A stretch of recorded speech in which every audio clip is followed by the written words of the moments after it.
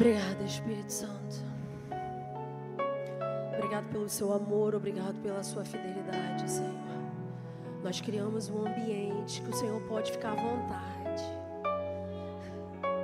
e trazer a brasa e colocar em áreas onde nós precisamos de ajuda, porque nós sabemos que esse lugar, a tua casa, é um lugar de cura, de restauração, um lugar de transformação. Por isso, Senhor, quebra o nosso estilo formado de mentalidade, para que o Senhor possa fazer uma obra completa na nossa vida. Meu prazer é viver em teu amor.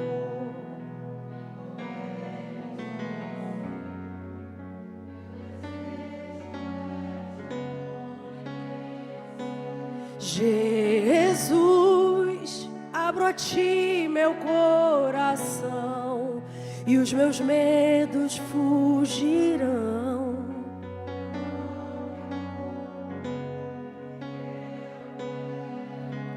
Oh, oh, oh, oh,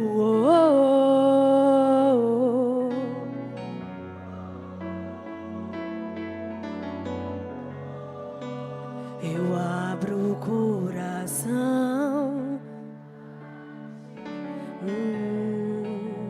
eu abro o coração hoje aqui.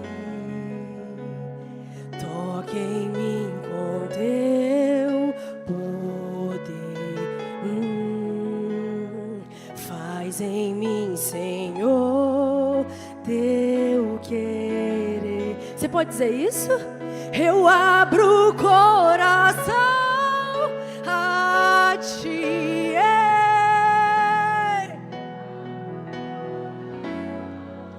Hoje aqui, toque em mim com teu poder.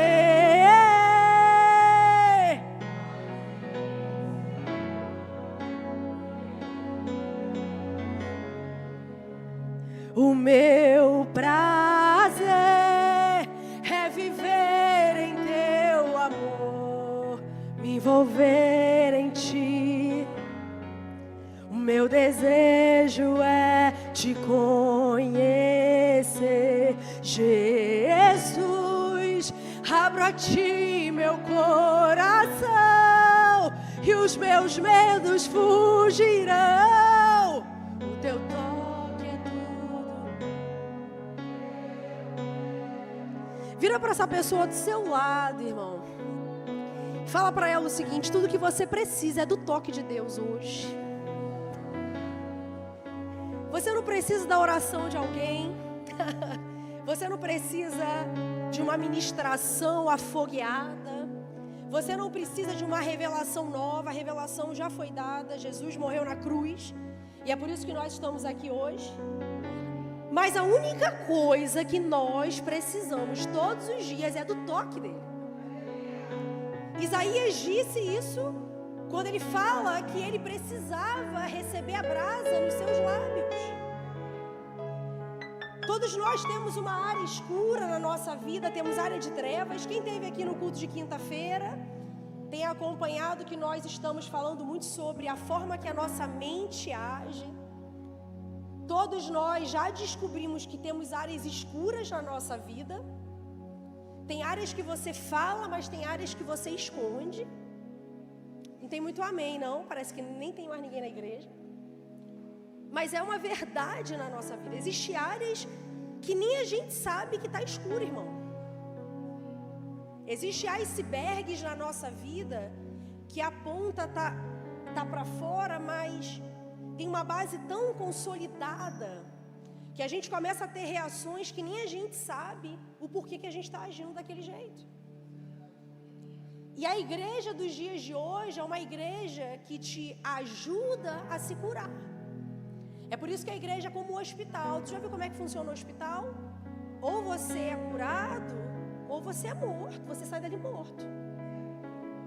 Eu nunca vi ninguém saindo de um hospital meio termo. Já vi uma pessoa gravemente ferida, ou uma pessoa que está passando por problemas sérios de saúde, ou tem que haver uma capacitação no instrumento de remédios ali, para ajudar a pessoa a sair daquilo ali, ou ela morre. E nós ainda achamos que a igreja é um lugar de meio termo. Tem como a gente ficar meio doente, meio vivo. Só que a igreja não funciona assim, ou pelo menos não deveria funcionar. Eu posso dizer pela Save the Nations hoje, é uma igreja que busca trazer um conhecimento e um entendimento para diversas áreas da vida. É muito mais fácil eu ministrar uma palavra para a sua vida, dizendo que a culpa de tudo são demônios. É muito mais fácil eu espiritualizar para poder te manter da mesma forma. E é isso que muitos lugares estão tentando fazer. Eu preciso te manter aqui, mas eu vou fazer você ficar dependente de uma água. Eu preciso te manter aqui, mas eu vou jogar um manto. Eu preciso te manter dependente a mim, não a Deus. Só que quando Deus ele chega na nossa vida, nós precisamos ter uma mudança em todos os aspectos. É uma transformação, é por isso que a palavra diz que tudo pode passar, mas a palavra dele não passa. Passa o profeta do momento, passa a revelação, passa o encontro afogueado, passa o eis que te digo, passa tudo. Só não passa a palavra, e é por isso que nós como igreja precisamos estar fundamentados na palavra para discernir qual é o problema que existe na minha vida hoje que faz eu não crescer e se desenvolver. Talvez o que eu esteja passando não é demônio, talvez o que eu esteja vivendo hoje é uma falha no caráter. E com falha de caráter você não expulsa demônio. Falha de caráter é confronto. Falha de caráter é discipulado. Falha de discipulado dá para trás problema. Mas quando você vai confrontar o problema, você primeiro precisa saber qual é a causa. Então muitos de nós hoje não conseguimos ter uma vida profunda em Deus, porque ninguém nunca nos ajudou, nunca nos falou. Porque não tem como a gente trazer uma palavra somente falando de demônios, até porque, irmão, aqui é uma igreja. Igreja, casa do Senhor, eu vou falar de Deus, eu vou falar de Cristo. Eu não preciso evidenciar as forças malignas, mas com equilíbrio. Eu preciso saber quais são as suas artimanhas. Como ele age dentro da minha fraqueza. O inimigo só atua diante daquilo que você permite, daquilo que você dá legalidade. É por isso que quando a gente vai ministrar uma palavra hoje, nos tempos de hoje, a gente precisa falar sobre a superficialidade. Se você for parar para analisar comigo, a superficialidade é o que mais traz problema para um ser humano. É na superfície que você sofre o impacto de uma tempestade. É na superfície que você sofre com o calor que o sol provoca. É na superfície que você sofre. Eu não sei se você já viu alguns filmes, mas de tsunami é apavorante, né? Mas uma pessoa que está no mar, mergulhando, ela não sente como uma pessoa que está na terra. É assim ou não é? A pessoa diz, teve impacto. Eu senti uma leve, né? Assim, parece bem parecido com a gente na beirada tomando caixote. Aquela leve, momentânea tribulação. Observa que todo mundo que vai à praia e sabe nadar, diz, se você ficar no raso, vai ser pior para você. Porque você vai ficar tomando a rajada de água na perna, e vai chegar uma hora que você vai cair, vai capotar. É assim ou não é? Não é igualzinho na nossa vida? E aí até você acreditar que a outra pessoa está dizendo a verdade, tu sofre, irmão, não sofre? Alguém tem que te dar a mão, alguém tem que fazendo você ir dando uns pulinhos, até chegar na parte confortável. Mas a parte confortável não traz temor para quem não sabe nadar. Porque você quer ter o chão, você quer sentir alguma coisa, e de repente quando você sente algo ruim, qual é o primeiro sentimento que te dá? um beijo e fui. Não vou ficar dentro desse lugar. Tem alguma coisa por aqui? Tem alguma coisa? Porque a gente quer ter o controle, mas a superficialidade nos atrapalha. Porque para viver de forma profundamente formada, você tem que mergulhar. Então analisa hoje quantas pessoas não estão preferindo viver o impacto da superfície ao invés de escolher viver uma vida profunda em Deus. É nítido.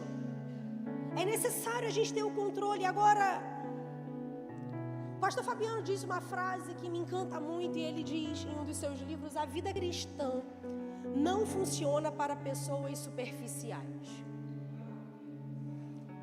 Infelizmente, a vida cristã não vai ser para pessoas que vivem de forma superficial. Um dia tá, outro dia não tá, uma vida superficial meia boca. Geralmente uma pessoa que é superficial em Deus, ela já é superficial em tudo. Ela não consegue se aprofundar. Só que na superfície pode até parecer que as pessoas são satisfeitas, alegres, bem-sucedidas. É assim ou não é? Você quer ver um lugar que mostra a superfície? É as redes sociais. Eu sempre tenho falado sobre isso. É o lugar que a gente mostra a nossa superficialidade. A gente não mostra o que de fato está acontecendo. A gente mostra que a gente está feliz, alegre, bem-sucedido. Só que muitas das vezes, no particular, existem pensamentos suicidas. Existe dependência química. Existe dependência pornográfica. Amém? Existem casos extraconjugais.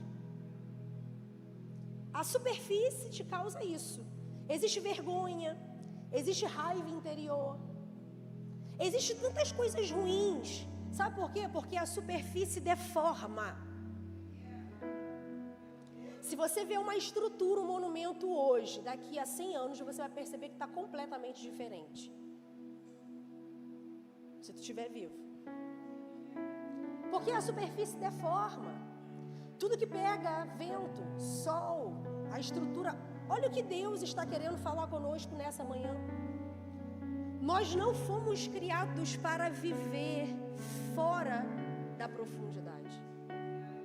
Nós fomos criados para viver mergulhados num relacionamento com Deus. E não tem a ver de você vir a um culto durante uma semana. Isso não significa profundidade nem para quem está na igreja todos os dias, e também não significa profundidade para quem vem uma vez no culto. Profundidade não está relacionada a isso. Profundidade está relacionada a uma vida de entrega. Olha o que diz Rick Vilodas. Ele diz o seguinte: não temos tempo para nos aprofundar no íntimo, porque muitas vezes fomos discipulados na superficialidade. Tem muitas coisas que a gente não consegue fazer porque não nos ensinaram. Você quer ver uma das coisas que eu observo que não foi ensinado? Eu parei para poder ver um culto dos homens, o primeiro. Eu reparei o quão difícil é um homem levantar as mãos e adorar.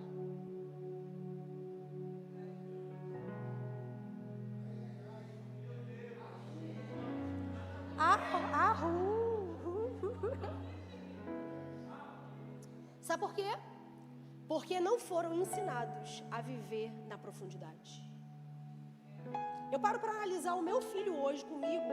Ele adora mais do que eu. Porque ele está sendo ensinado e discipulado. Muitas das vezes a gente não tem consciência, mas a forma que fomos criados determina como vivemos hoje, por mais que você não viva perto dos seus parentes. Pode olhar para sua esposa, para o seu marido, você vai ver, tem alguém da família que você diz: gente, mas é igual o tio, mas é a mesma atitude da avó. Vira para a pessoa do seu lado e fala: tu é parecido com as suas raízes.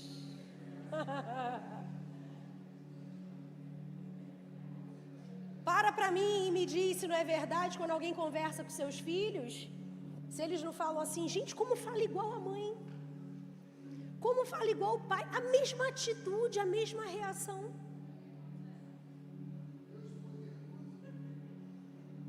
Só que a gente precisa entender, por mais que a gente não saiba, nós precisamos entender que sempre corremos o risco de sermos educados no raso. Pare e analisa que se você viveu dentro de uma casa, que você viu os seus pais sofrerem, se divorciarem, muito provavelmente você vai se tornar uma pessoa fria no relacionamento. Porque você vai se tornar desconfiado, você vai se tornar aquilo que você viu. E quando você vem para Cristo, tudo que o Senhor quer é transformar a sua mentalidade para te mostrar que você pode viver o novo, viver o diferente, você pode viver o inédito, você pode passar e pisar em lugares que ninguém nunca pisou. Só que para isso você vai precisar ser formado novamente. Você vai precisar ser formado num novo ego, porque você vive no seu falso ego. Você vai precisar entender as suas origens. Você vai precisar reconhecer as manipulações que existem em mídias sociais. Irmãos, é muita gente vivendo, indo para direções que nem sabe para onde está indo. Porque o sistema dos valores do mundo vai determinar a sua base. Ele vai determinar que a sua base são realizações, posses, eficiência, perspicácia intelectual, dom. É assim ou não é, irmão? Se eu te perguntar quem você é, você vai me dizer sua profissão. Você não sabe nem me responder quem você é. Poucos vão dizer, eu digo, ministério infantil apenas. Se eu perguntar e falar hoje, a tia Kelly quer saber quem vocês são, eles vão dizer, somos filhos de Deus. Porque na maioria das vezes nós estamos rotulados ao sistema do mundo que é você é o que você tem. Se você não tem, você não é nada. Você é o dinheiro na sua conta, você é o seu carro de marca. Existe carro de marca? Acho que não. Você é a sua roupa de marca, você é, sei lá, você é a casa que você tem. Porque o sistema do mundo faz você estar baseado nas realizações. Para analisar que se você não tomar cuidado com a sua mente, você já está pensando amanhã no trabalho. Pegou todo mundo. O que você pode fazer para ganhar mais? O que você pode fazer para derrubar o amiguinho que está lá no mesmo setor que você?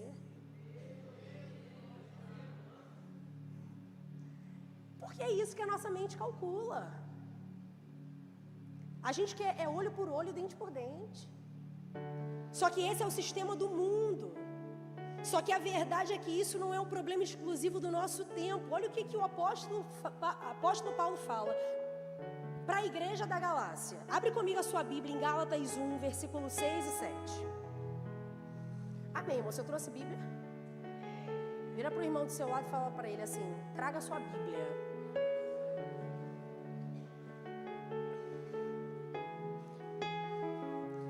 Gálatas está lá para o final, amém?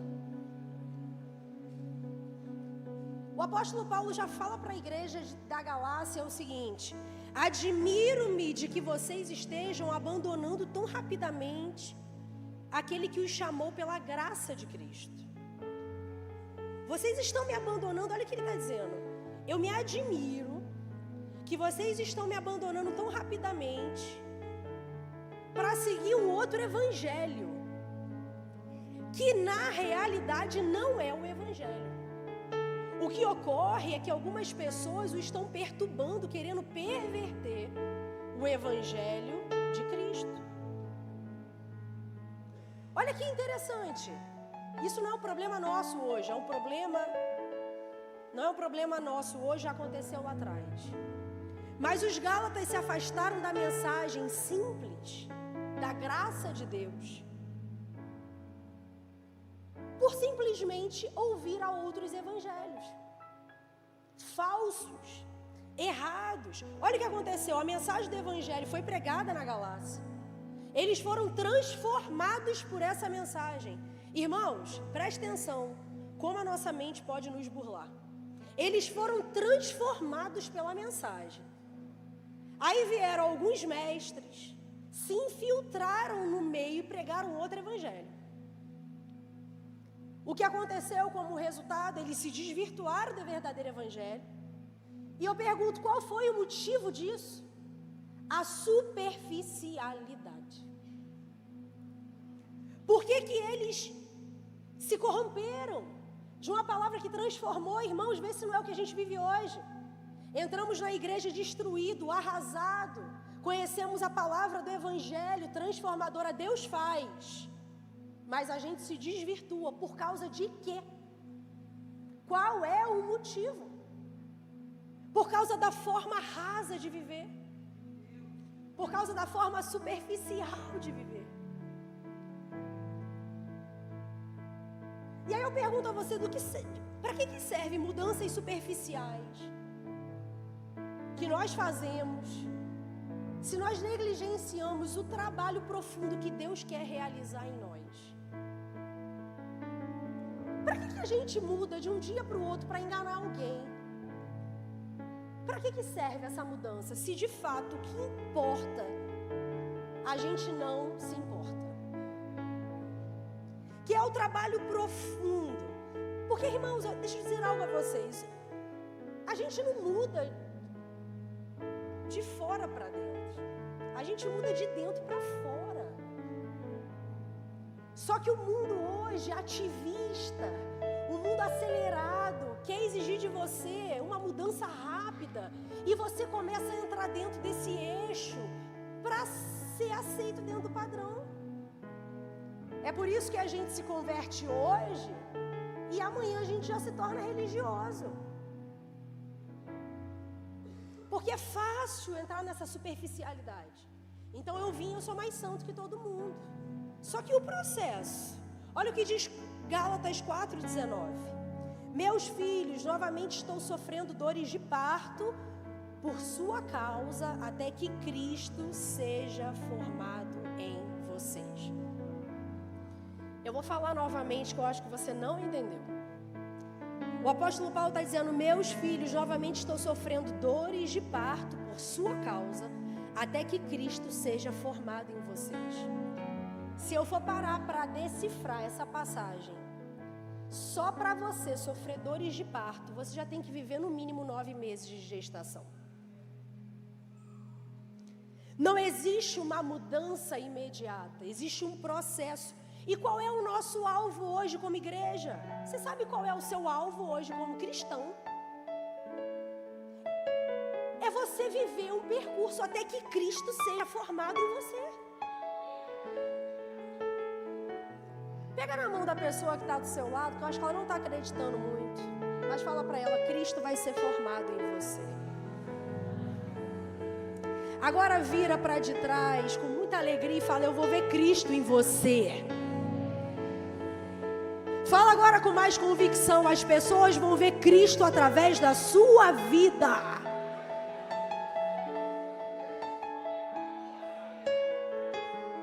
Então eu quero começar a pregar, amém? Eu estava numa pequena introdução, agora vou começar a segunda introdução. Ai, vira para o seu irmão e fala, a alegria do Senhor é a sua força. Fala para ele agora assim, para ela, bem feliz. Você não vai gostar da palavra não, mas aceita que dói menos.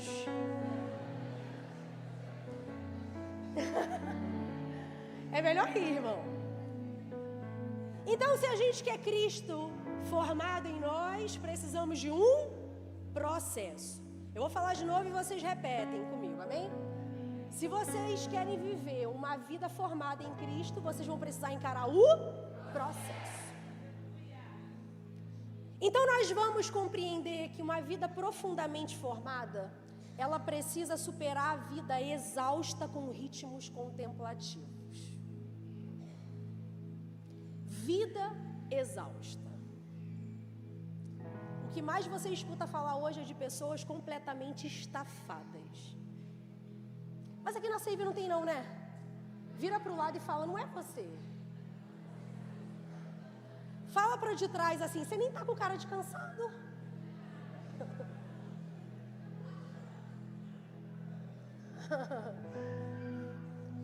Superar uma vida exausta com ritmos contemplativos.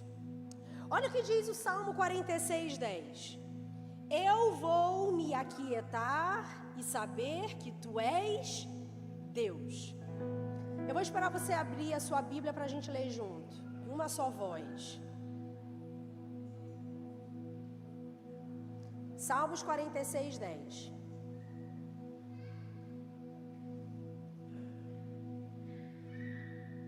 Vamos lá? Eu vou me aquietar e saber que tu és Deus. Vamos de novo juntos? Eu vou me aquietar e saber que tu és. Só vocês. Eu vou.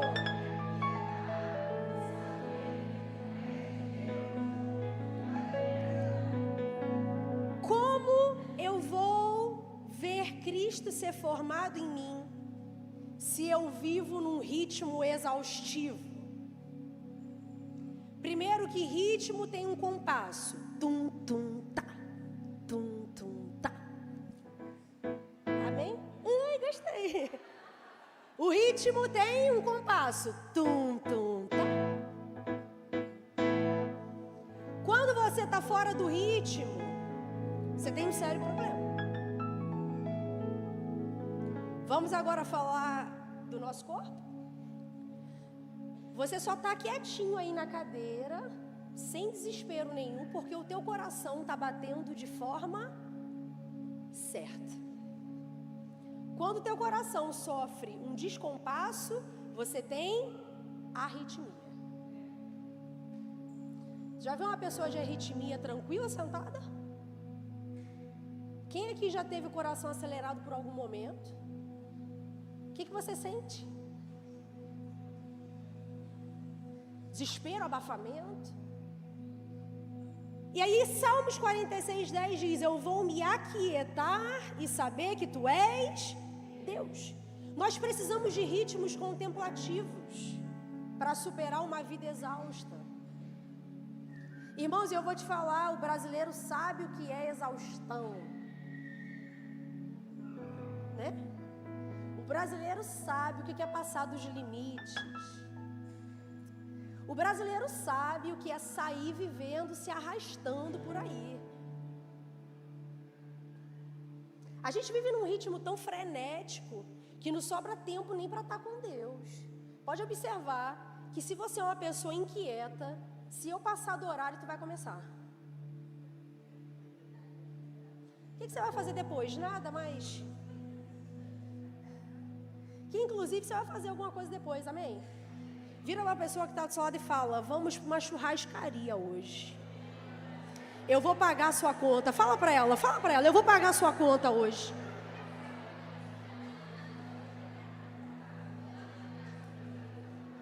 Tempinho chuvoso, irmão, nada melhor do que semear na vida do irmão. Fala se não é.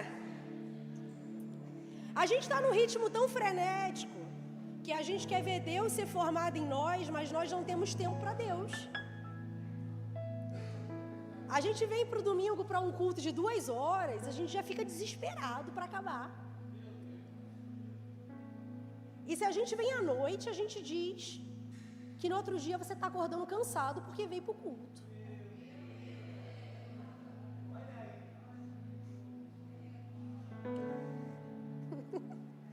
Tchau, gente, foi muito bom estar com vocês. Vou embora.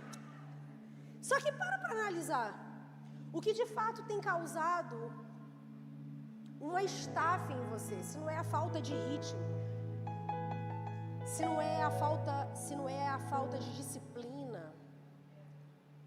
Sabe, tem pessoas que elas não conseguem nem mais contemplar nada, elas acordam, elas vão sair na rua, elas não conseguem ver o lado bom de mais nada.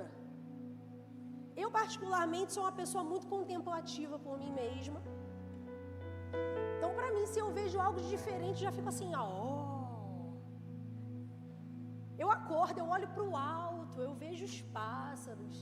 Você tem observado a diferença das cores da lua nesses últimos tempos? Sabe, é algo contemplativo. Só que a gente não está tendo mais tempo para contemplar. E isso é a morte de alguém que quer ser formado em Cristo. Porque automaticamente você não vai ter tempo para Deus. E isso causa uma violência na sua alma.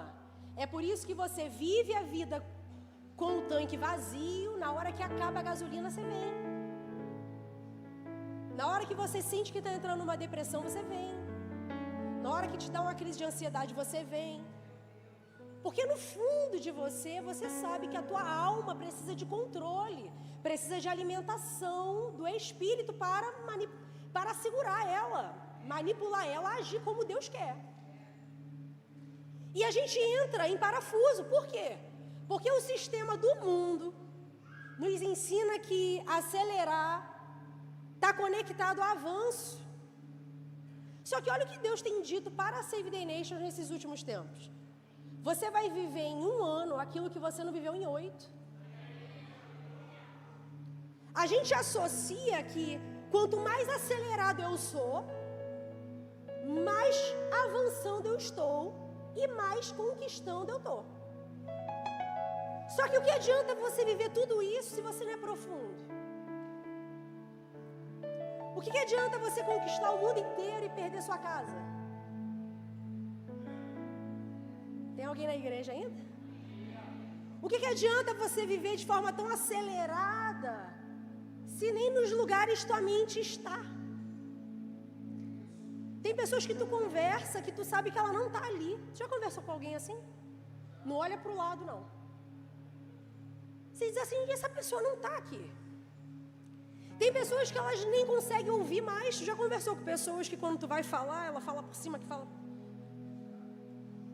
Só o pastor? Já. Irmãos, o problema não é velocidade. O problema da nossa vida hoje é a superficialidade. A gente não se entrega direito, a gente, sabe? Para olhar a palavra. Jesus ressuscitou. Maria Madalena foi ao sepulcro. Só que analisa. Os discípulos foram lá, viram que Jesus não está. Maria Madalena não se contentou em ficar na porta do sepulcro, ela entrou. Porque pessoas profundas, elas se entregam totalmente. Elas não são meia boca, elas não fazem quando dá. Elas não vão estar quando não tem nada melhor para fazer. Ah, eu vou para a igreja hoje porque está chovendo, não deu para fazer mais nada. Maria Madalena poderia ter ficado na porta do sepulcro, ter escutado o que os discípulos estavam falando, mas ela quis ver, ela quis comprovar, ela falou, não, eu não sou desse perfil, já que eu estou aqui, eu vou entrar. E sabe o que Maria Madalena recebeu? Uma porção diferenciada. Ela viu o ressurreto primeiro. Só que tem um ditado oriental, um ditado chinês que eu gosto muito, que diz o seguinte: a lebre pode chegar mais rápido, mas somente a tartaruga aproveita a jornada. A gente fala mal da tartaruga, né? A gente já está tão acelerado que a gente não consegue mais fazer devagar para desfrutar os processos. Só que o fato da sua aceleração acontecer, isso significa que você está perigosamente esgotado. É por isso que você entra e sai da igreja e você não sente mais nada. É por isso que você vive estafado, não tem ânimo para nada. Sabe o que essas pessoas são? Uma bomba relógio. Elas podem explodir a qualquer momento. Pode ver que uma circunstância muito pequena para ela é algo muito... Tem alguém aqui ainda, gente? A vida pode facilmente nos levar à beira do esgotamento. Queridos, a gente não sabe o que é descansar. E a gente associa que descansar é ir para casa, deitar na cama e pegar o telefone. Tem pessoas que dizem, agora eu vou relaxar. Aí quando tu vai ver? Ela está vendo a mesma coisa milhões de vezes, porque a sua mente não consegue mais sair da passividade. O ritmo que a gente vive é destrutivo. A cara de vocês é melhor. A falta de limites é debilitante. Estamos desgastados.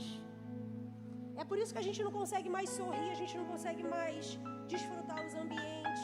A gente está sempre querendo dormir. Já reparou o que o desgaste faz?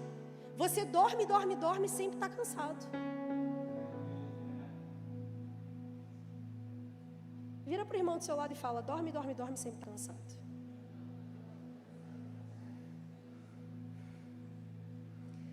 E dá-lhe melatonina, né, irmão? Porque a gente toma suplemento de melatonina para compensar aquilo que a gente não está produzindo e vambora, né?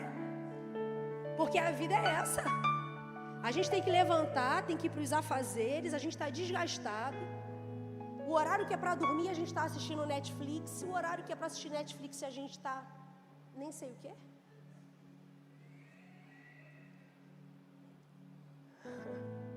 É completamente frenético, mas acaba sendo excluído de viver uma vida em Deus. Um educador e ativista, Parker Palmer, ele diz o seguinte, uma frase excelente: o esgotamento apenas revela a inutilidade daquilo que eu tentava colocar em primeiro lugar. Falar de novo, anota para você nunca mais esquecer. O esgotamento revela a inutilidade daquilo que você tenta colocar em primeiro lugar. É por isso que no fim das contas está todo mundo sempre muito mal, muito cansado. Eu paro para falar hoje em dia dos adolescentes, dos jovens, eu digo assim, gente, a gente para pular, a gente pula com vontade. Já reparou como é que um jovem não pula mais? Não, ninguém reparou, né? Se você falar assim, vamos fazer um exercício, ah, não. Não, tá cansado demais. A gente nunca tem tempo para nada. Não, eu tenho muita coisa para fazer. No fim das contas, você não produz nada. Porque enquanto nós permanecermos escravizados a uma cultura de velocidade, superficialidade, distração, não seremos as pessoas que Deus deseja que sejamos. Enquanto nós vivermos dessa forma, a gente não cria nada. Deus é criador, fez o homem e a mulher para ser criativo. A criatividade está dentro de você. Por que você não cria nada? Porque quando você está debaixo de insegurança e medo, você não cria. Por que um animal não faz prédios maravilhosos, não cria um carro, não cria um avião? Porque ele está preocupado em não ser morto. E está preocupado em se alimentar. Existe uma cadeia. Ele está preocupado, amanhã eu vou morrer? Amanhã eu vou comer algo ou eu vou ser comido? E Deus criou o ser humano para ser criativo. Sabe o que isso significa? Você não vive porque você está sempre procurando sobreviver, mas esqueceu que tem um Deus que cuida de você. Você acredita tanto na força do seu braço que você está preocupado se vai pagar as contas, se não vai. Se vai morrer amanhã, se vai viver.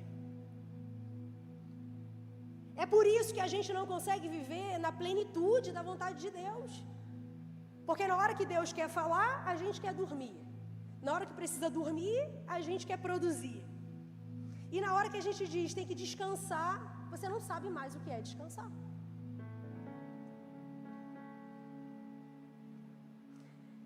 Existe uma frase que eu gosto muito, guarda na sua mente: somente quando desaceleramos a nossa vida é que podemos alcançar a Deus. Vira para a pessoa que está do seu lado e fala: desacelera. Desacelera. Isso, faz igual o Breno fez ali para trás, ó. Gostei. Faz assim para a pessoa que está do seu lado, ó. Calma. Irmão, você está aqui. Se você não der um glória a Deus, aleluia, fica difícil. Você está aqui, amém? Então vira para a pessoa do seu lado com convicção e fala: desacelera, ó.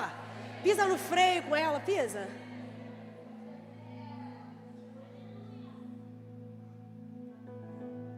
Nós precisamos entender que Jesus passou por alguns momentos de solitude. Solitude é diferente de solidão. Solitude é você querer estar sozinho de forma intencional. Solidão é quando você se exclui de fato das pessoas, não querendo relacionamento. Só que Jesus buscou a solitude para que ele conseguisse frutificar. Olha o que diz a palavra em Mateus 14, 23. Depois de despedir a multidão, subiu ao monte a fim de orar sozinho. Ao anoitecer, ele estava ali sozinho. Já percebeu como é que a gente é diferente? A gente só gosta de andar no meio do todo. É o tempo inteiro junto. Já reparou? Tem pessoas que falam para mim, pastor, eu não sei mais o que é ir no shopping e andar sozinha.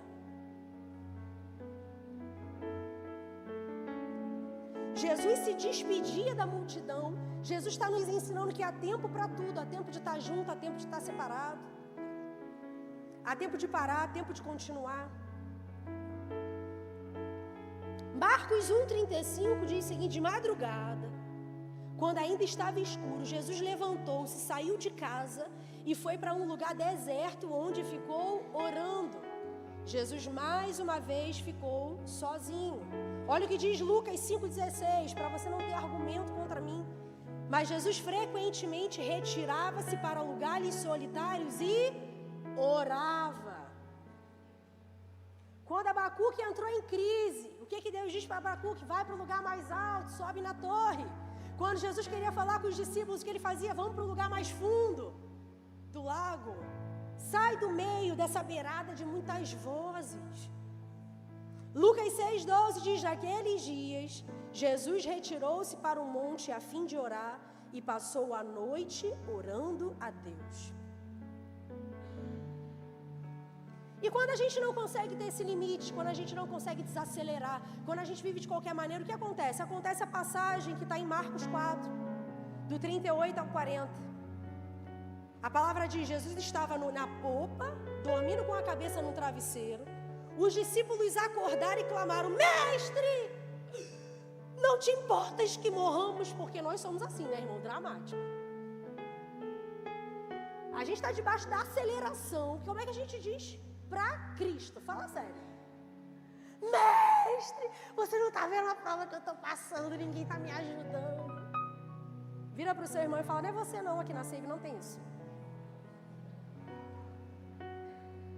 Olha o que Jesus fez. Jesus se levanta, repreende o vento e diz ao mar: aquieta-se, acalme-se. Jesus estava dormindo, mas ele estava descansando na autoridade que ele tinha. Olha como nós vivemos tão de qualquer maneira, que a gente, quando entra debaixo de uma tempestade, a gente já se desespera. A gente já fica desesperado: eu tenho que ter revelação, eu tenho que ter uma palavra que me direcione. Meu Jesus, para onde que eu vou? Aí tu pega no meio do percurso uma endemoniada, igual fez com Paulo e Silas, tu se rebenta, irmão.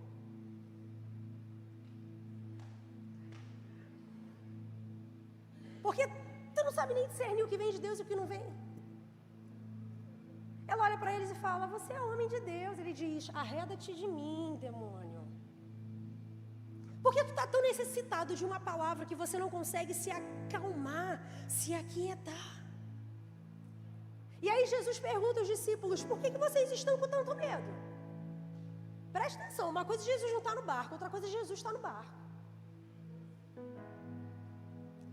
E ele diz: ainda não tem fé? Vê se não é isso, irmão. Jesus está no teu barco, mas você vive mostrando inquietude, vive desesperado com os acontecimentos, porque você não consegue reconhecer que Jesus está no teu barco.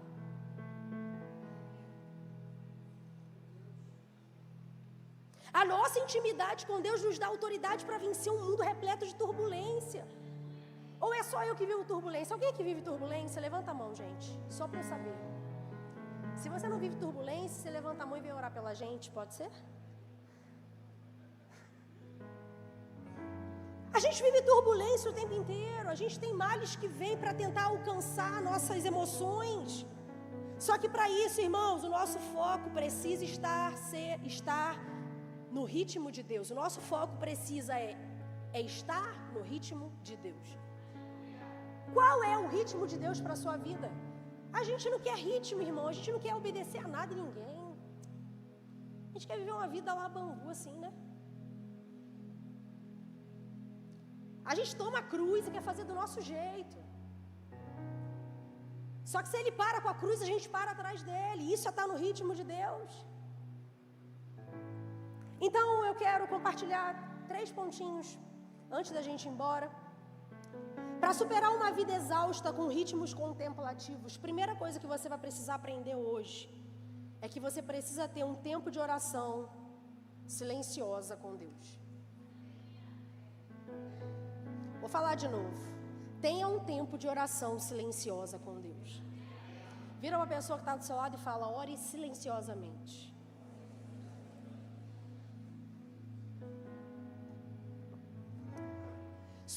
Só que a oração oração silenciosa para quem está no ritmo frenético é como, irmãos? Aquela oração que você faz no final do dia silenciosa para Deus sai como? Senhor, muito obrigado, te abençoo, em nome de Jesus, amém. É assim ou não é? Só que deixa eu dizer algo. Tenha um tempo de oração silenciosa com Deus. Irmãos, eu não queria falar isso, não vou falar não.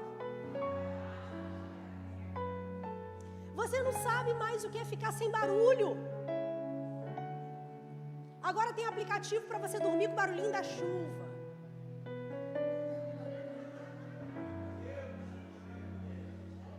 Tem um aplicativo para você dormir com a goteira da pia. O barulhinho do ventilador. Gente, ontem eu tive uma experiência na minha casa. Ontem eu não vim à igreja. Já vieram até falar, algumas pessoas falam que sentiram minha falta. Porque eu estou aqui todos os dias, mas ontem eu não vim. E eu parei para arrumar minha casa diante da aceleração, né? Do dia a dia. Trabalho, faculdade, filhos. Eu falei, vamos arrumar a casa. E aí eu peguei Bijon e falei, Bijon, nós vamos arrumar a casa hoje. A primeira coisa que a Bia falou para mim foi, amém, tá bom, vou arrumar a casa, vou botar um louvor. Eu falei, hoje nós vamos arrumar a casa em silêncio. Mãe, mas nem um louvorzinho? Nem um louvorzinho. Porque a gente associa que precisamos ter barulho o tempo inteiro. Não, para eu desenvolver isso, bota um fundinho musical aí. Não, para eu dormir, deixa eu botar a chuva lá fora. Para eu dormir,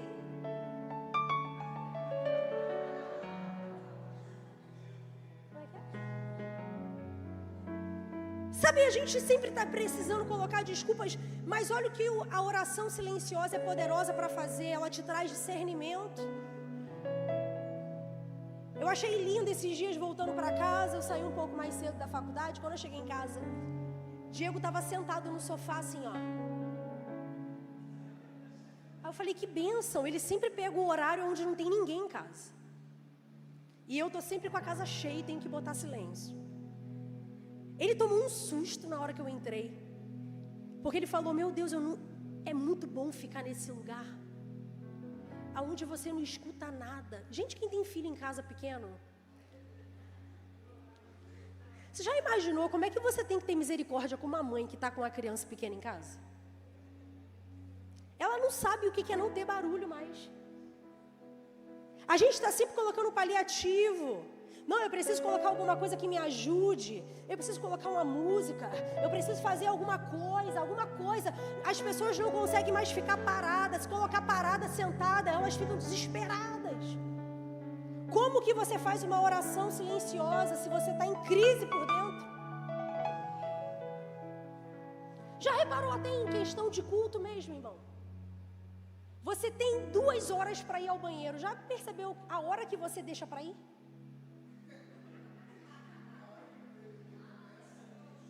Já parou para analisar? Já parou para analisar quantas vezes você faz cocô no cabelo, tira, prende rabo de cavalo, mexe na bolsa? Isso é só algo para trazer uma percepção de como nós somos agitados. Se falar assim, não vai ter barulho nenhum, alguém vai precisar fazer um barulho porque não consegue parar. Só que 1 Reis 19, do 11 ao 13, conta a história de Elias, quando ele precisou discernir aonde Deus estava. A palavra diz assim, abra comigo a sua Bíblia, 1 Reis 19, do 11 ao 13.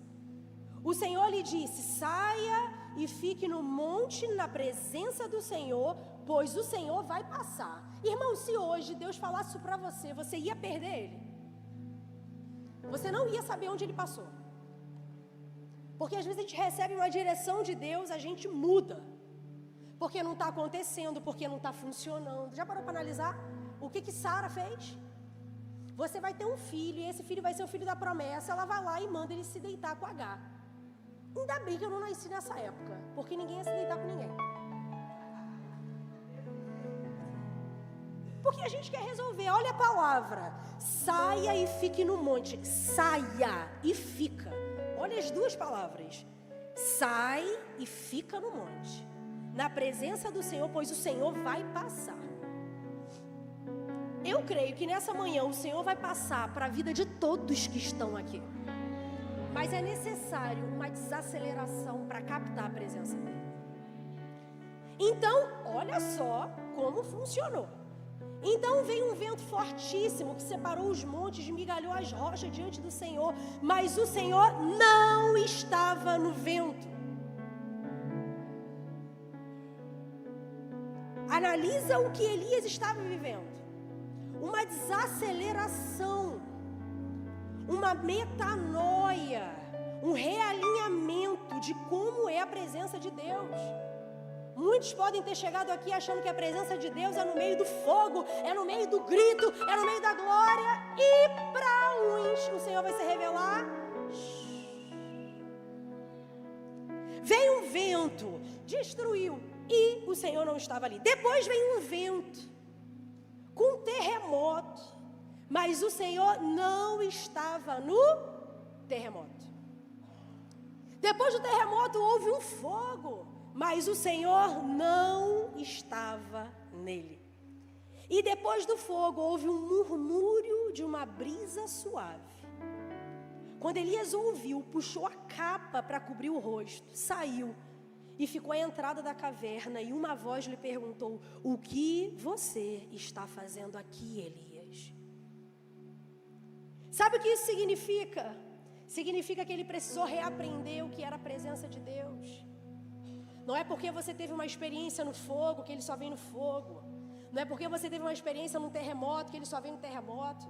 Não é por conta de uma crença limitante que ele vai continuar agindo debaixo disso. Não é porque é um culto mais calmo que ele não está falando e não está. Não é porque está tendo um culto afogueado que ele esteve. Não é porque eu chorei que ele está fazendo. Elias procurou Deus no vento fortíssimo, no terremoto, no fogo, mas Deus não estava em nada disso. A nossa desaceleração, a nossa agonia faz a gente achar que Deus está em um lugar, e esse lugar que vamos, levantamos outros deuses que não era para ser levantado. E aí de repente Deus fala com ele com uma brisa suave. Sabe, eu quero profetizar sobre a sua vida, que diante de todo caos, diante de toda angústia, diante de toda aflição, o Senhor vai te trazer para um lugar de calmaria, um lugar de descanso, um lugar de paz, aonde a presença dEle habita. E vai te alcançar nessa manhã improvável, nesse início de tarde, que você não acreditava que Ele iria te falar algo, te levar para um outro nível. O Senhor está te levando para um novo nível, mas um nível mais profundo. Queridos, quem sabe não existe muito barulho que está roubando você do foco da presença de Deus. Quem sabe não é muita coisa que está ao seu redor. Quem sabe hoje você não está precisando encontrar essa presença. Precisa de solitude. Precisa se realinhar. É por isso que é muito mais fácil a gente pagar caríssimo para profissionais para ficar nos ouvindo, irmãos. Que é uma bênção, tá? Que é uma bênção. Só que ninguém pode fazer o que só Deus pode fazer. Esses dias eu tive a experiência de uma menina bem novinha na minha turma, da matéria que eu tô, que ela começou a falar muito. E aí a professora olhou para ela e falou assim, uma outra pessoa virou para ela e falou assim: nossa, você é tagarela, hein? E aí ela começou a se ofender, ela ficou triste. Ela falou: sabe por que eu sou tagarela? Porque aqui as pessoas me ouvem. E na minha casa parece que eu não existo. Sabe, são ambientes e ambientes que o Senhor quer nos promover, que o Senhor quer nos levar, porque tem pessoas que estão debaixo da solidão, não é solitude. Tem pessoas que se forçam a ficar sozinha por uma dor, por uma raiz. Solitude, irmãos, é diferente, é você estar bem, mas se afastar para se realinhar. É por isso que férias para o brasileiro não funciona, já reparou? Porque a gente associa que férias vai nos realinhar. Já reparou como é que quem sai para tirar férias volta mais cansado? Tá aqui? Alguém tá aqui? Você programa a melhor férias da sua vida. Quando tu volta, tu diz assim, agora eu preciso sair para descansar. Porque parece que eu tô cansado.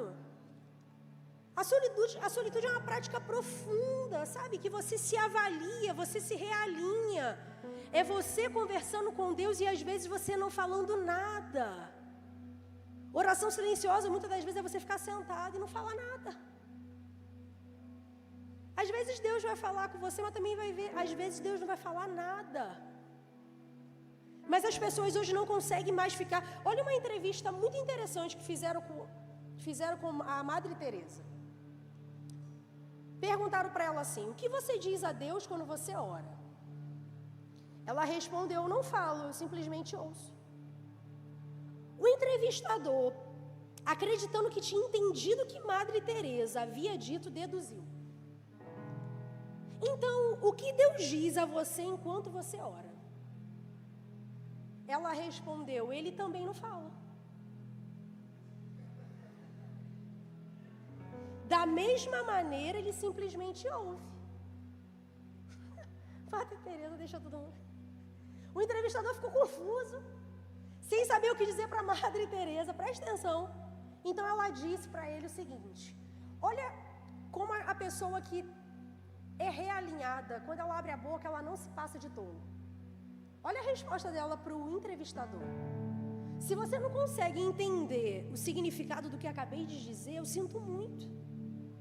Mas não há nenhuma maneira pela qual eu possa explicar melhor. Sabe o que ela quis dizer? O que eu vivo é intimidade. E para o superficial, a intimidade é uma barreira. É impossível de compreender. Quem vive na intimidade atrapalha demais quem vive no superficial.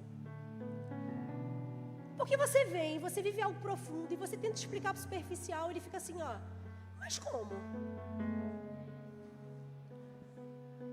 Eu já contei para vocês que um dia, quando a minha mente estava parada em casa, lavando louça, o Espírito Santo falou para mim: eu quero que você consiga, numa empresa de advocacia, o trabalho para uma pessoa que vai perder o emprego lá na igreja. Eu tento explicar isso até hoje, irmão, não sei te explicar, mas ele falou. É difícil até às vezes de acreditar. E aí exige fé, exige obediência. Aí sabe o que eu fiz? A pessoa que Deus me falou, trabalhando perfeitamente bem no trabalho, eu arranjei um trabalho para ela, que ela era advogada, sem que ela soubesse. Ela estava contratada sem saber. E aí quando eu cheguei na igreja, falei: olha, Espírito Santo, tá ficando difícil o nosso relacionamento, porque agora está envolvendo outros. Quando eu cheguei na igreja, eu me lembro como se fosse hoje, lembra, amor? Ela veio pelas portas: pastora, preciso conversar com você. Eu disse: não precisa não, porque o Senhor já me mostrou a tua conversa. Tu perdeu o emprego, já está contratada no dali. Aí ela: como é que você sabe? Ninguém explica a Deus. Só que só ouve direção quem está quieto.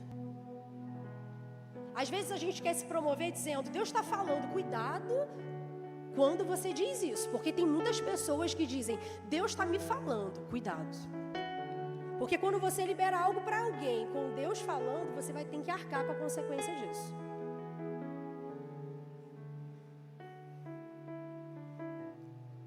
Deus, ele só vai falar para quem quer ouvir. Deus só vai falar para quem tem cabeça ali para entender. A gente está no meio de uma agitação, irmão. A oração silenciosa é um dos maiores dons que temos para experimentar uma vida profundamente formada em Cristo. E quem não entende isso, diz para você o seguinte: respira fundo, solta o ar pela boca. Relaxou? É tentar transformar a oração silenciosa em algo místico. Agora senta, dobra a perna. Relaxou? Não, deu uma torção. Porque quando você está inquieto, estressado, o negócio piora. É assim ou não é? É dor muscular, é dor na lombar, é dor nas costas, é dor no pescoço, é dor de cabeça que não vai embora. Estou quase acabando, tá, irmão? Vocês querem já ir? Vocês querem que eu continue? Existem 3 maneiras para cultivar a vida de oração silenciosa. Foque no relacionamento e não na técnica. Já tem muitas pessoas com a oração formada. Existe uma técnica. Excelentíssimo Pai, entra nos conclaves dos beneplácitos da sua vontade. Gente, a cara de vocês é a melhor. E quando a gente ouve alguém orando assim, a gente fala: eita Deus, eu vejo Deus nele. Porque a gente quer técnica, entendeu? A gente quer forma. Como é que eu vou me apresentar a Deus? Oração silenciosa não é uma técnica para você dominar, mas é um relacionamento no qual você precisa entrar. Você precisa experimentar. Nós somos levados a deixar nossa habilidade, desempenho, e nós focamos na presença. Sabe, entrar sem tempo é não levar o WhatsApp junto, o celular. Aí você começa a entrar na presença de Deus e pipipi. E pipipi. Alguém está me chamando, eu preciso correr para socorrer alguém ali. Sabe o que você precisa fazer, irmãos? Normalizar o tédio da oração silenciosa. Tem pessoas que não querem mais viver no tédio, elas só querem viver na agitação e na diversão. Tem que ser bom, porque se não for prazeroso, eu não faço.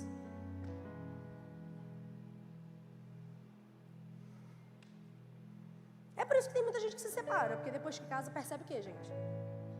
Não era do jeito que eu esperava, eu vou fazer dar certo. Por isso que tem muita gente que depois que tem filho se frustra. Por quê? Porque enquanto está na barriga, todo mundo dizendo: na hora que nascer, depois que nasce, quem é que está com a criança lá todos os dias? Que você diz assim: alguém leva esse menino, pelo amor de Deus. Porque eu não aguento mais, a minha vida parou, eu não consigo fazer mais nada. Porque a gente não sabe mais lidar com o tédio. A gente acha que todo final de semana precisamos sair para gastar. Porque a semana foi pesada, então eu preciso. A gente não fica em casa, irmão. O ser humano não sabe mais o que é ficar em casa. Só fica em casa se não tiver dinheiro.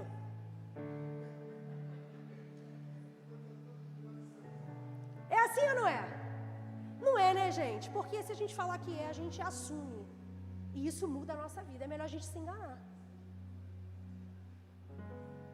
A gente não gosta de tédio. A gente precisa também, nas nossas orações, reformular as distrações. Irmãos, orar é fácil? Gente, vocês estão na igreja? Então vamos reagir, né? Estamos quase acabando. Orar é fácil? Quando você vai orar, você sempre pensa em alguma coisa. É ou não é? Amém ou não amém? Você começou a orar, você diz: acho que eu vou pedir uma pizza. E se eu não pedir agora, eu vou fazer minha oração, vai ficar tarde.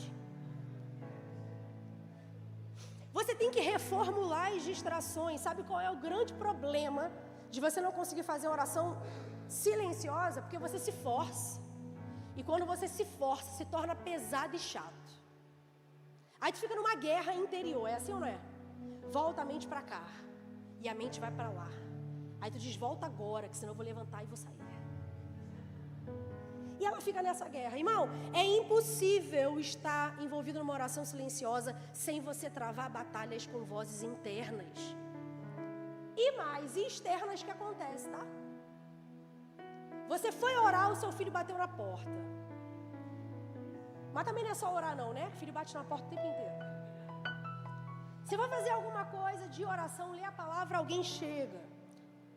Quando sua mente vagueia, você precisa forçá-la a mudar o seu pensamento. Segundo, Para você superar uma vida exausta com ritmos contemplativos, você precisa aprender o princípio do descanso. Tem muito amém não, gente? Vocês estão hoje? Aprenda o princípio do descanso. O brasileiro não descansa. Ele tem orgulho de falar que ele trabalha todos os dias e 365 dias por ano. Se ele não falar isso, parece que ele é um Zé Ninguém, é assim ou não é? Você diz assim, você tem folga? Não, eu trabalho todos os dias. Só que o princípio do sábado fala lá em Êxodo, princípio do sabático. Vou trazer como um dia, não, para vocês não entrarem em crise. Êxodo 20, do 8 ao 10, diz o seguinte: lembra-te do dia de sábado para santificá-lo. Trabalharás 6 dias e neles farás todos os teus outros, e neles farás todos os teus trabalhos. Mas o 7º dia é o sábado dedicado ao Senhor, teu Deus. Nesse dia não farás trabalho algum, nem tu, nem teus filhos ou filhas, nem teus servos ou servas, nem teus animais, e nem os estrangeiros que morarem em tuas cidades. Irmãos, o sábado, sabático, a questão não é o dia da semana, mas é o princípio de descanso. A gente não sabe mais o que é descansar. A gente associa que descanso é ir para o shopping. A gente associa que descanso é sair com as crianças. É por isso que o judeu fica cada vez mais rico e o brasileiro fica cada vez mais pobre. Eu podia experimentar o ambiente sabático deles. Os caras estão vendendo muito na sua loja. Deu 4:30, eles fecham a porta da loja e faz assim para você, ó. Sai. Não, mas eu quero comprar. Agora eu vou descansar. Descansar como? Eu vou regar o meu trabalho. Eu vou parar e crer que Deus vai me dar, porque não sou eu que faço. Eles dão um stop, eles guardam o Shabat durante 24 horas. De 5 às 5. Sabe o que isso significa? Eles não fazem nada. A gente deduz que Shabat é bater perna. Shabat é ficar dentro de casa, descansando ou na igreja. É isso que eles falam no Shabat. Você vem, desfruta o ambiente, depois volta para casa. Deu 5 horas da tarde, você volta para aquilo que você estava fazendo. Por que a gente vive cansado? Porque a gente não para. É o tempo inteiro. Já imaginou você ficar arando a terra o tempo inteiro? Que horas que a terra vai dar fruto? Só na hora que parar. Se você não para, ela não dá fruto. Você mexe nela o tempo inteiro. Você está o tempo inteiro na força do seu braço, porque se eu não for... Irmãos, quem não tem horário, irmão, não tem nada. Tem pessoas que não têm horário para nada. Você vai continuar me amando? Você quer resultado, você quer dinheiro, e no fim das contas você percebe que você tem menos. Alguém aqui já teve experiência de trabalhar menos e ganhar mais? Quando a porta de emprego se abriu para o pastor Carlos Magno, eu não acreditei. Sabe o que é você ganhar um excelente salário e trabalhar apenas 15 dias? Ele disse para Deus: eu não abro mão de estar na tua casa, Senhor. Então eu vou esperar a porta que o Senhor quer. Depois veio uma outra empresa, muito conhecida, de aviação, oferecer para trabalhar todos os dias, de forma escravizada, ganhando mais. Mas ele disse para mim o seguinte: pastora, não adianta eu ganhar mais e perder a presença de Deus. Ele já estava com um excelente salário, mas o inimigo, ele sempre vai tentar colocar na sua mão algo que parece melhor. Mas irmão, para mim não é bênção você ganhar algo que te dê muito dinheiro e você não viva mais uma vida em Cristo. Rick Vilodas diz: a vida contemplativa diz respeito a diminuir o ritmo para criar oportunidade para Deus nos transformar por sua graça. É por isso que nós estamos vendo filhos sozinhos e abandonados, porque o pai não fica mais com o filho e a mãe. Não tem tempo para ficar, é o tempo inteiro na correria. Quantas crianças não estão vivendo uma vida 100% integral? terceiriza a educação. E aí sabe o que acontece? Você fala assim, não pastora, mas eu preciso trabalhar, amém? Mas peça a Deus dentro dos princípios, porque senão você vai perder sua casa. Sabe o que os estudos mostram? Uma criança que está na creche, com uma pessoa dando banho, a outra trocando fralda, a outra botando para dormir, ela tem na sua mente um alto índice de ser uma pessoa que se divorcia o tempo inteiro. Aí você diz que é cristão, terceiriza, e depois diz que o inimigo está se levantando contra a sua casa. Não. Você está se levantando contra os princípios.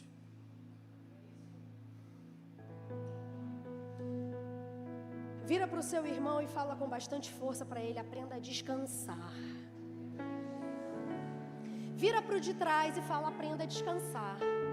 Fala assim, para de ficar com a cara ruim aí e aprenda a descansar. É por isso que a gente precisa ter essa prática dentro de nós, sabe por quê?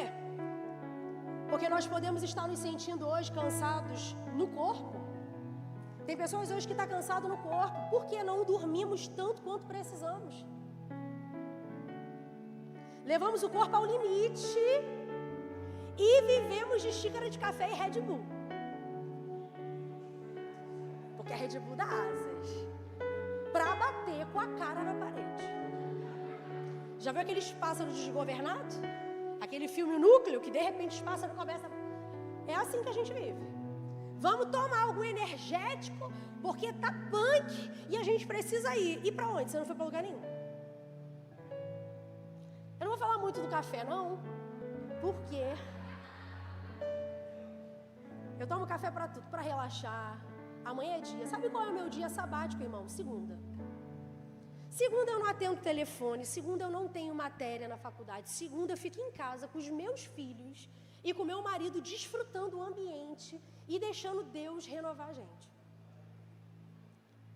Nós precisamos disso. Eu tiro meu dia e falo, agora eu vou para um lugar tomar um café. Quem, pastora? Eu e Deus. Eu e meu marido. Eu e meu marido. As crianças não vão. Porque senão não é descanso pro café. E aprender a desfrutar. Às vezes teu corpo está cansado. Irmãos, eu vejo gente com o corpo cansado, que para acabar com tudo ainda faz exercício. No fim das contas você está morto. Porque a gente não sabe nem sinalizar quando a gente está mal. Aí tu já esgota tudo mesmo. Aí dá aquele enjoo, aquele mal-estar. Porque tu tem que produzir, tu tem que mostrar. Tu tem que postar. Meu Deus! Vira para o seu irmão aí que está do lado e fala, não viva uma vida para agradar os outros.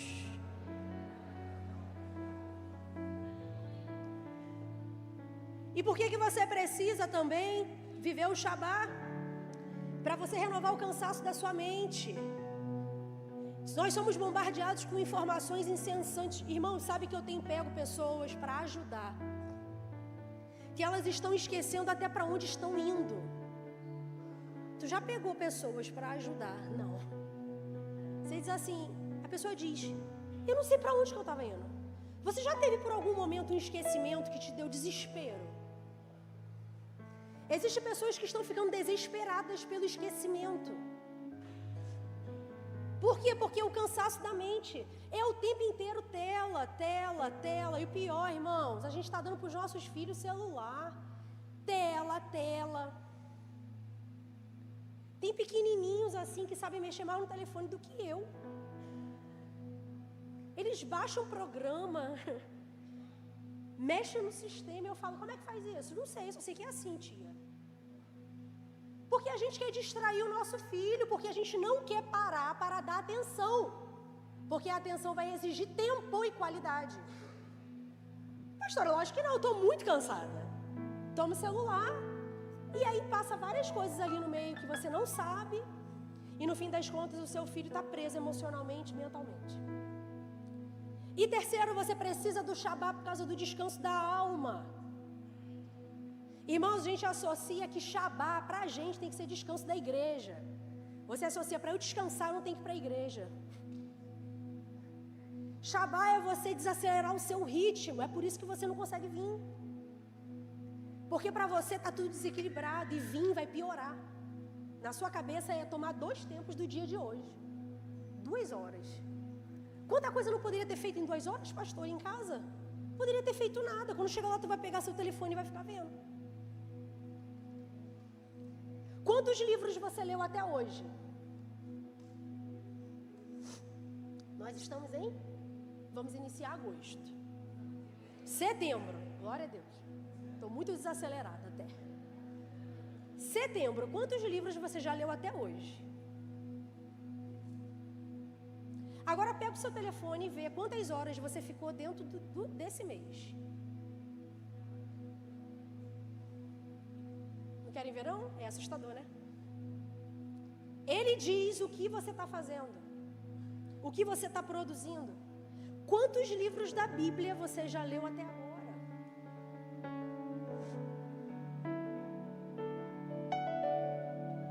Você precisa entender hoje, meu irmão e minha irmã, você semeia com o seu trabalho e você rega com o seu descanso.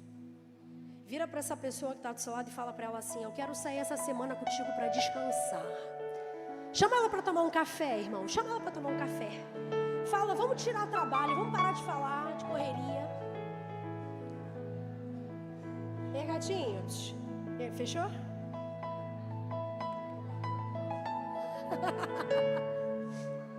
É parar. Vira para o seu irmão e dá um grito no ouvido dele e fala: é parar. Meu Deus. Sabe por que é para parar? Porque quem traz crescimento é Deus, não é você. Não é isso que o apóstolo Paulo fala em relação a Apolo? O planta, o rega, mas o crescimento vem de quem? Vem de Deus. Quando nós aprendemos a confiar nele e descansar do seu cuidado, ele traz crescimento. Você começa a frutificar. E é a mesma coisa com o dízimo, irmão. Preste atenção. O dízimo santifica os recursos e o descanso santifica o trabalho. Eu ainda consigo ouvir pessoas que falam que se der, vai faltar. Eu falo, minha filha, você não está entendendo. Deus ainda confia 90% na sua mão. É perigoso. Porque se você não consegue santificar, Rick Viodas diz, Shabat é um dia que nos move da produção para a presença. Você é migrado da produção, da escravidão para desfrutar a presença. E terceiro e último ponto, sem me alongar, para você superar uma vida exausta com ritmos contemplativos, você precisa se dedicar na leitura cuidadosa da palavra. Sabe por que não temos revelação? Porque lemos com pressa. Sabe por que Deus não fala? Porque lemos de forma acelerada. Muitas pessoas dizem para mim, pastora, ler a Bíblia é difícil. E eu respondo, viver uma vida sem ler é mais difícil ainda. A gente lê de forma superficial. A gente não entende que a leitura da palavra é o nosso alimento que vai mover a nossa vida para o profético.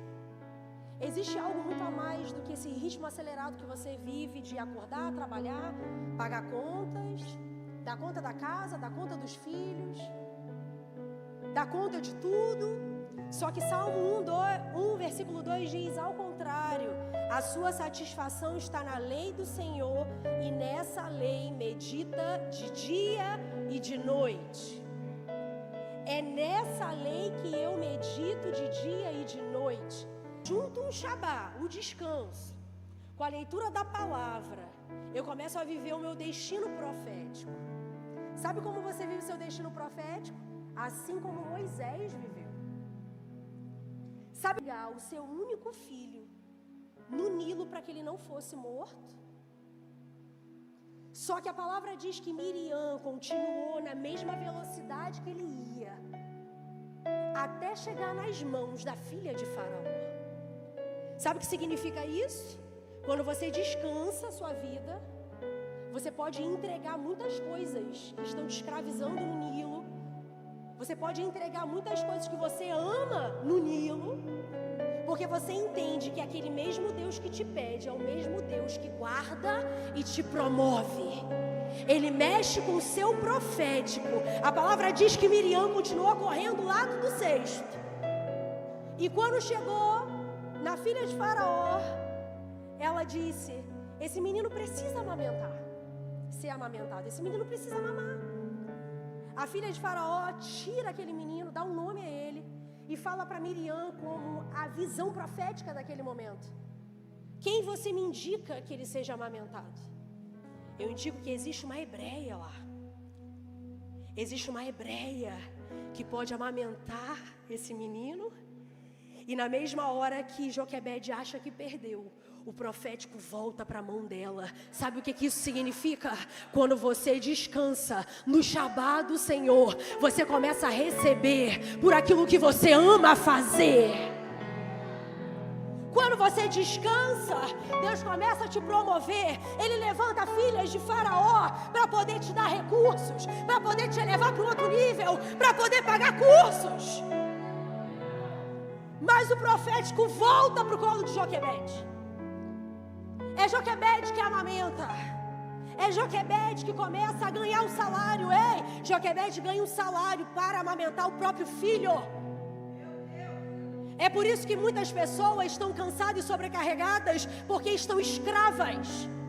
Elas não amam fazer o que estão fazendo, recebem um salário insuportável, porque não sabem descansar no Senhor. Só que quando descansamos no Senhor e entendemos a sua palavra, nós vamos começar a viver um novo tempo, uma nova estação. Que enquanto amamentamos a nossa promessa, nós estamos recebendo bons salários, nós estamos recebendo portas grandiosas sendo abertas. Ei, existe algo que está sendo liberado nessa manhã, e eu já posso sentir o descanso do Senhor recaindo sobre a nossa vida, sobre a nossa mente, sobre o nosso corpo.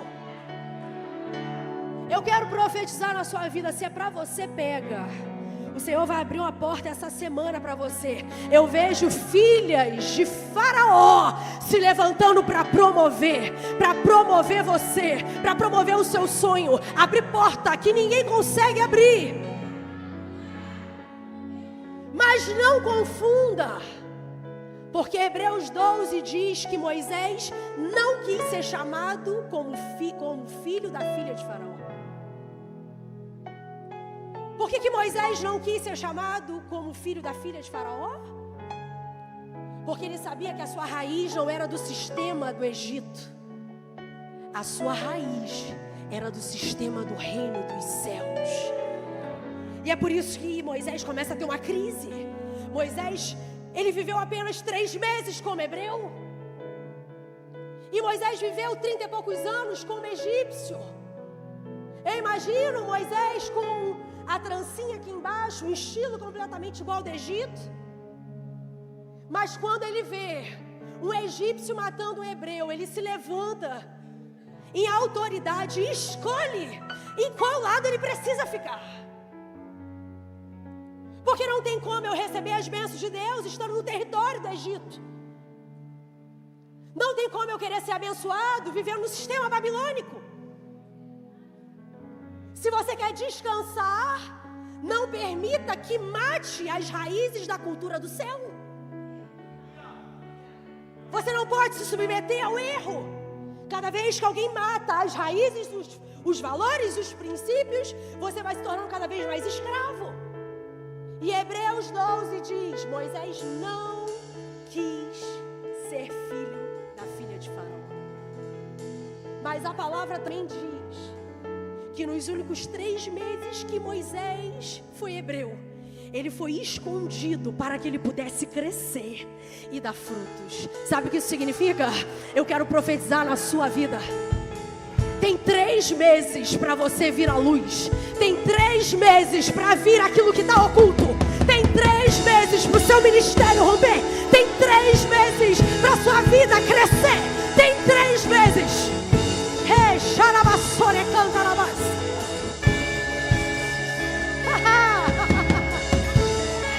Setembro, outubro, novembro. Está chegando a hora que quando chegar novembro, eu vejo Moisés se levantando nesse lugar. Porque estão sendo gerados, porque estão sendo cuidados, e não vão se corromper com o sistema do mundo. E Miriam está correndo, e o profético está do lado, e está dizendo: a palavra vai se se cumprir na sua vida. Você vai voltar para o colo de Joquebede. Você vai voltar a ser amamentado com as raízes do alto. Você vai voltar a ser amamentado. E aquele que entra na presença não consegue se afastar. Aquele que pisa no santo dos santos não sabe viver em outro lugar. Porque por mais que tenham tentado te matar, por mais que tenham falado, você não vai dar certo, coloca no Nilo. Coloca no Nilo. Existe uma palavra profética. O profético está indo do lado. Ainda que você tenha sido abandonado pela sua mãe, pelo seu pai, não tenha mais ninguém. O Senhor está levantando a filha de Faraó. O Senhor está levantando a filha de Faraó. Mas ei, não é sobre ela. Não é sobre ela. Você não é filho dela. Você não precisa adorar o que ela vai te dar. Você não precisa fazer dela um Deus. Você não precisa idolatrar ela. Porque na verdade não é ela. Não é ela. Não é ela. É uma palavra profética. É uma palavra profética. Quando Moisés diz, eu não sou filho, as minhas raízes, o leite que corre na minha veia, tem a ver com o reino dos céus. Aí eu vou te falar algo. Se é pra você, pega agora no seu lugar. O Senhor vai levantar muitos recursos e portas abertas. Algo que você nunca viveu, irmão. Eu posso ver com os meus olhos espirituais as portas se abrindo, mas nunca se esqueça dessa ministração. Não é ela, não é sobre ela, não adore a ela, mas comece a adorar aquele que vive, aquele que reina. Comece a trazer de volta as suas raízes, a cultura do céu. Comece a descansar, descansar, descansar. No primeiro momento da nossa vida, que a gente não tem ninguém, a gente a recebe. Moisés recebeu os cuidados quando ele não podia fazer nada. Um bebê aceita porque não pode fazer. Por isso ele recebeu os cuidados, a educação. Ele se submeteu ao sistema. Mas quando nós crescemos, isso significa que amadurecemos. E quando amadurecemos, somos responsáveis por nossas escolhas. Moisés poderia ter continuado e se tornado um príncipe do Egito. Mas tudo que Deus queria é que ele fosse príncipe do seu povo. Cuidado com as suas escolhas, porque você é o responsável. No primeiro momento, Deus promove pessoas que vão te ajudar. Mas no segundo momento, Deus fala para você selecionar a ajuda que você está recebendo. Quando você seleciona, você perde muitos amigos. Você perde muita gente. Porque elas querem que você adore o que ela está adorando. Só que o Senhor está levantando um exército de homens e mulheres fortes e valentes. Que a força não está no exterior, mas a força está no interior. Aonde o descanso, a desaceleração vai trazer discernimento. Vai trazer calmaria, vai conseguir enxergar aonde Ele está. Para que você viva tudo que o Senhor já tem para a sua vida. Se você chegou aqui nessa manhã, não conhece a Cristo e quer entregar sua vida para Ele, eu gostaria de fazer uma oração por você. Porque é um divisor de águas na nossa vida. Quando nós ouvimos uma palavra como essa, significa que há perspectiva para nós. Nós não estamos largados, sozinhos, abandonados. Mas sabemos que o mundo espiritual existe um poder profético que nos alcança, que nos guia, que vai conosco. Se você é essa pessoa, vem aqui na frente sem medo. E se você está afastado dos caminhos do Senhor e quer voltar, eu quero te convidar a vir aqui na frente também. E nós vamos continuar adorando. Levante suas mãos bem alto e comece a agradecer e a render o nome dele, o nome que está acima de todo nome.